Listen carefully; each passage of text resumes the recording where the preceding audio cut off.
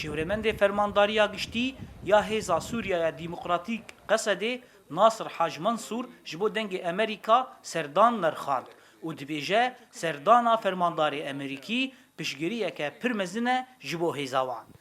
دی جوهری خود او هاتناوی دانا دستکی بو دستک مزن بو شیء سوریه دموکراتیک ره اثباتا دوام کرنا آریکاری و داروستندنیه. بردفق اپراسیون غزبا فرات جیهان شیخ احمد دی کنگره چاپمنی دل باجار حسکه تکسکر گو چکن گران گهشتن دست شروانان پشتی گو فرماندار امریکی سردانا هیزاوان کرد. شیخ احمد تکسکر گو مجارا گفن ترکان سر هیزا قصده و من بجی به فرماندار امریکی ره هات نقاش کرد و هات تکسکرن گو من بجی هره مکه رزگار کریه و اولیه و دبن پاراستنا کوالسیونا ناونا تویده.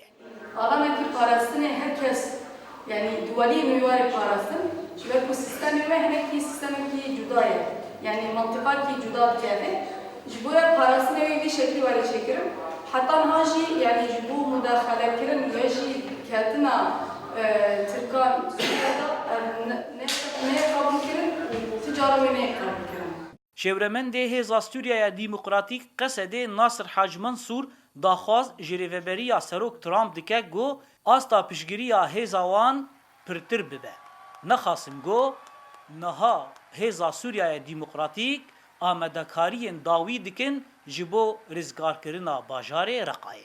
اجبروی هاوی ام بهیویدارن مرحله نهده نتنی ام آلیکاری دوام بفه و آلیکاریا دما شو دوام که و آلیکاری هیچی زیاده بفه کی خویاده که اف اداره نه پر ببریار لهبر ترور شر بکه پر ببریار گله گوهرده جدی چکه و آواشی ایدی سر عرضه دیدن. هجای بالکشاندنه گودناوا ده هفتهان ده به هزارا کیلومترین چارکوشه لسر دست شروان قصده شهره ما رقا و دیرا زوره هاته رزگار کرد. اونها فرماندارین شهر ین قصده دیبیجن گو او آمدنه گو دست به اپراسیونا رزگار کرنا باجار رقای بکن. زانا عمر دنگ امریکا حسکی.